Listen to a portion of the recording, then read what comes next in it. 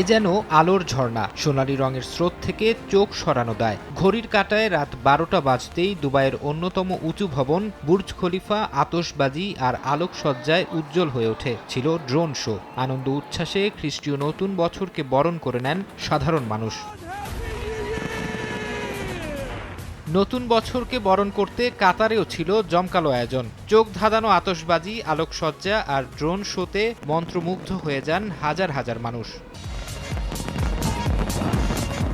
নতুন বছরকে জমকালোভাবে বরণ করে নিয়েছে অস্ট্রেলিয়াবাসী। প্রতি বছরের মতো এবছরও দেশটির সিডনির হারবার ব্রিজ ও অপেরা হাউস ঘিরে ছিল এই আয়োজন। যদিও উৎসব শুরুর আগে সম্প্রতি দেশটির বন্দাই সমুদ্র সৈকতে ভয়াবহ বন্দুক হামলার ঘটনায় ১ মিনিট নীরবতা পালন করা হয়। ইফাদ রোশেক স্পার্ট মিক্সে আছে সবচেয়ে বেশি মশলার সংমিশ্রণ। ইফাদ রোশেক স্পার্ট মিক্স মশলা।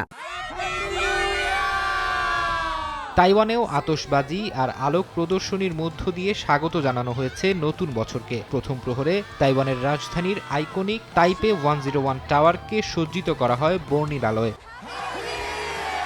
হাজার হাজার মানুষের উপস্থিতিতে নতুন বছর বরণ করলেন হংকংবাসীও। চোখ ধাঁধানো আলোর প্রদর্শনী ও লাইট শোর মধ্য দিয়ে উৎসবে মাতেন সবাই। তবে গেল নভেম্বরে হংকংয়ের তাইপো নগরীতে ভয়াবহ অগ্নিকাণ্ডে বহু মানুষ হতাহত হওয়ায় এবার উৎসব উদযাপনে ছিল না আতশবাজির আয়োজন।